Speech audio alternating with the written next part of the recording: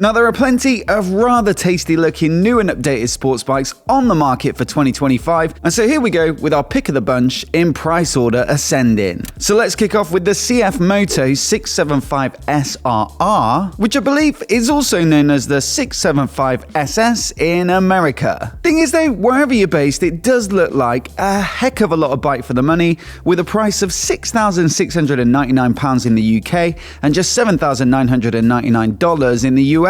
For a relatively small sum, you're getting their new 675 inline triple engine, which makes around 95 horsepower peak and ought to have a nice smooth spread of usable torque through the mid-range. As for the chassis, well, it's a steel frame as you might expect at this price point, but it's still coming in pretty light at just 195 kilograms wet, or so they claim in the official specs. Running gear looks decent too, with a pair of radially mounted 4-piston J-Dwan brakes up front, while suspension is from KYB with full adjustability both front and rear, which isn't necessarily something that you'll get on the immediate competition, even if this bike is a little bit cheaper. On the tech front, there's a 5-inch color TFT display, you've got connectivity features, adjustable traction control and a quick shifter, plus a tire pressure monitoring system and a USB-C socket. So yeah, I don't think you can argue with all of that for less than $7,000, and I think it also looks pretty decent too. Still, I reckon the benchmark in this middleweight category has to be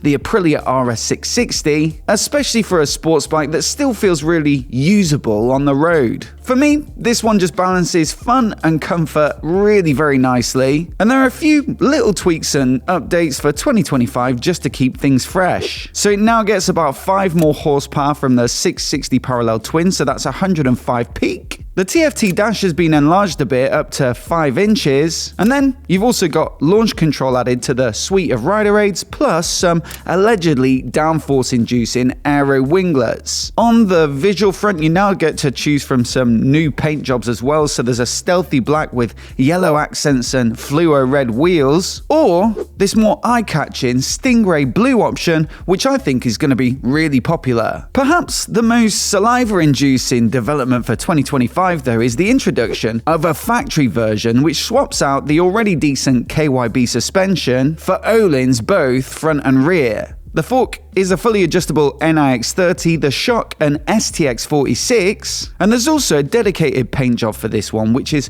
predominantly black, but with a lively red for the accents on the graphics and also that big front moustache. Unfortunately, no confirmed pricing on these ones as of yet, but I'd expect the standard bike to be similarish to last year, and the factory to be, a grand or two more. Now, this next bike from Kawasaki is much more of a sports tourer than a thoroughbred super sport, but it is such a big seller, certainly here in the UK, that I absolutely had to include it. This is the Ninja 1100 SX, which replaces the Ninja 1000 SX, and as you might have cleverly gathered from the name, it's had a little bit of a boost in terms of capacity. So the big inline-4 engine goes from 1043cc to 1099, and while that sounds good on paper, it might actually surprise you to learn that it's had a bit of a drop in peak power, going from 140 down to now 134. The flip side though is that peak torque is actually up by a couple of newton meters and it's made lower in the revs, and with taller gears in 5th and 6th you actually get a little bit better fuel economy too. Otherwise it's largely the same in terms of the chassis, the tech, the styling, although you do now have the option for the first time on this model I believe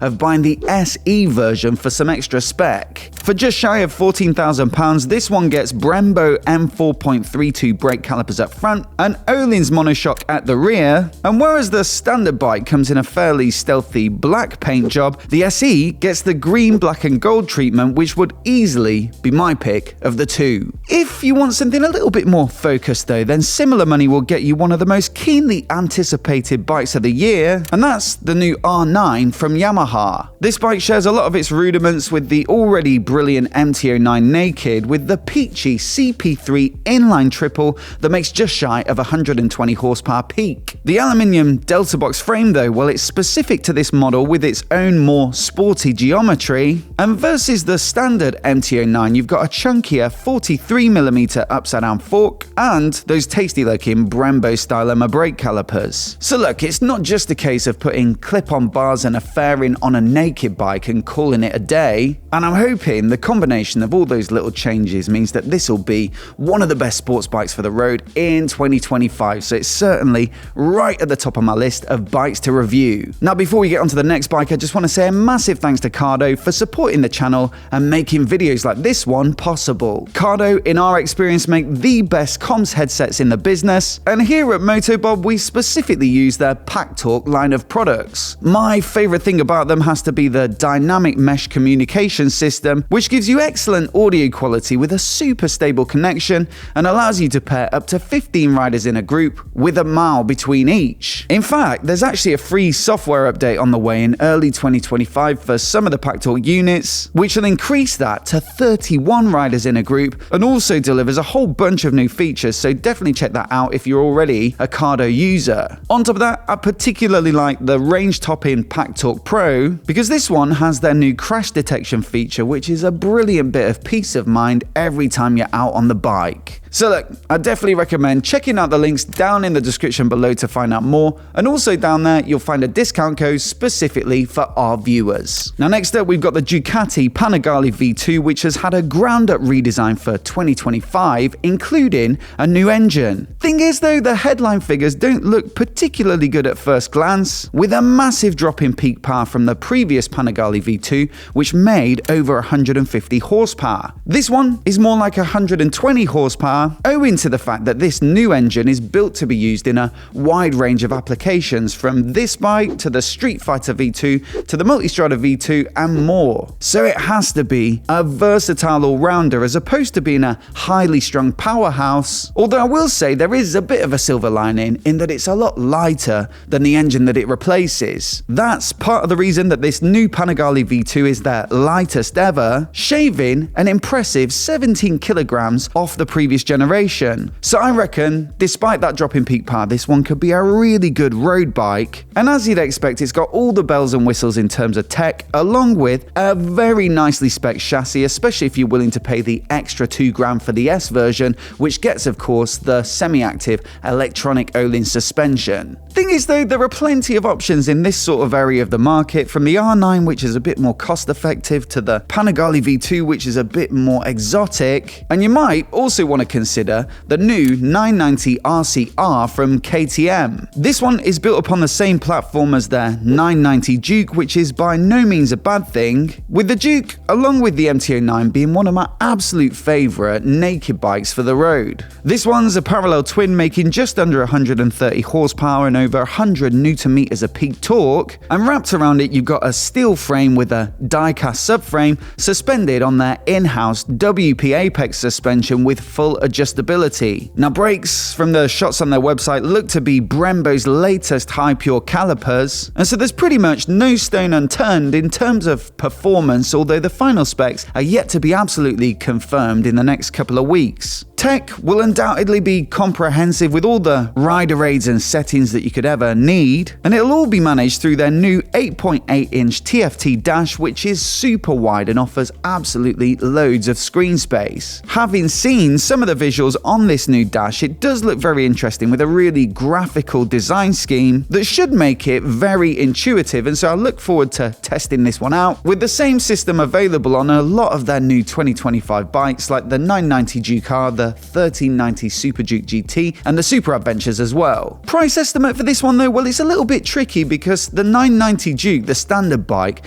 was £13,000 in 2024, and so realistically, with all the extra spec and the fairing and stuff like that, you'd probably be looking at something like 15 grand for this 990 RCR. But thing is, recently, because of probably the financial difficulties that KTM are going through, they've slashed the price for 2025 of that 990 Duke by £2,000, so it now comes in at £10,999, which does look like a bit of a bargain. Still, I guess you've got to be pretty brave to buy a KTM at the moment, with the future of the company still hanging in the balance, and so it'll be interesting to see whether they hold their original pricing for this one, the RCR, or if they'll release it a little bit cheaper to start shifting some units ASAP. Moving on though, and things are getting a little bit more serious as we move into the top end of the sports bike market. market, where the BMW S1000RR is widely regarded as one of the best. BM obviously saw no need for a massive overhaul then, with a couple of tweaks like the new aero winglets, a fast action throttle which requires a little bit less wrist motion, and also their Riding Modes Pro package as standard now, which opens up a few more settings and combinations. On top of that though, the M1000RR Homologation Special gets some similar updates with those humongous winglets up front and the fast action throttle, but also the 999cc inline 4 gets a touch more power with a bunch of changes to the internals like new titanium valves, more compression, bigger throttle bodies, and revised shapes for the combustion chamber and intake and exhaust ports. The net result is an extra 5 horsepower which takes it from a massive 209 to a ridiculous 214, and there's also a new slide control feature which uses data from the inertial measurement unit in combination with the steering sensor, and so what you basically got for yourself here is a race bike for the road. The price though, well, the standard S1000RR does look relatively cheap at £17,990, but the M version will cost you not far off double at £32,850. Over at Aprilia though, well, you've got the beautiful RSV4, which again is tweaked for the new model year to meet those latest Euro 5+ emissions regulations. At the same time though, they've taken the chance to give it more peak power, going from 217 to 220. And there's a running theme in this video, which is the introduction of some aero winglets, courtesy of a complete overhaul, they say, to the entire bodywork. Now again, there are new electronics with updates to their wheelie control and slide control. It now comes with backlit switchgear, and there's the latest Brembo high pure calipers up front, replacing last year's stylemas. The factory version also gets these updates along with some forged aluminium wheels and the latest semi-active suspension from Öhlins, and then each of them now gets some new paint jobs, which I've just noticed when I was writing this are the exact same as the RS660. So for the base bike, you've got the red wheels in either that black and yellow or the Stingray blue, and then for the factory you've got that largely black version with the red accents on the stickers. To me, they do look good, but it does have me wondering if they should differentiate this more expensive bike by giving it its own premium dedicated paint job. Let me know what you think though down in the comments. Now in direct competition though with the RSV4, we've got another Italian superbike, and this time in the form of the heavily updated Panigale V4 from Ducati. This one's been redesigned from the ground up, all in the name of finding that extra bit of performance, and that's perhaps most apparent when it comes to the slightly controversial new double-sided swing arm. You see, they've canned the much more visually appealing single-sider of the previous generation, with the new one, they say, offering more grip mid-corner by flexing to follow the road surface where the suspension is a little bit less effective at those greater lean angles. Elsewhere, they've tweaked the engine and given it an extra half of horsepower peak. Styling is new and said to be a little bit inspired by the 916. Tech is even more comprehensive, as if that was even possible, and it also gets those latest Brembo high pure calipers, which I expect we'll be seeing more and more of over the next year or two. No doubt this one will be an absolute weapon, but the price is getting pretty astonishing for it nowadays, with the base bike coming in at £24,395 and the S model with the semi-active suspension at $29,995. Thing is though, I don't think anyone can quite beat MV Agusta for those high starting prices, and this new F3 Competizione is no different at €34,000, which is about 30 grand in the UK or $35,000 in the US. And look, it's not the most powerful bike on the list. It's got an 800cc triple that makes 160 horses peak. And also I'd say the fundamental design of it, including a lot of the visuals, goes back quite a few years now. But all the same, especially in this Competizione spec, well, it might well be the most drool-worthy bike on this list. Specifically, it gets a titanium exhaust system courtesy of Akrapovic. Suspension is from Öhlins both front and rear with an NIX30 fork and a TTX36 shock. Carbon wheels save 3 kilograms over the cast wheels on the F3RR, and a lithium-ion battery saves yet another 3 kilograms over that bike. Then it's all wrapped up in carbon bodywork that gets its own dedicated paint job. And so for me, this one is just a stone cold stunner. As always though, I'd love to know your pick, so do let me know down in the comments below. And also, I'll leave our pick of the best new and updated adventure bikes on the screen now, so you can give it a click and give it a watch if you haven't already. Do hit subscribe if you want to see more of the latest motorcycle news like this right here on MOTOBOB. A massive thanks for watching today, and we'll see you in the next one.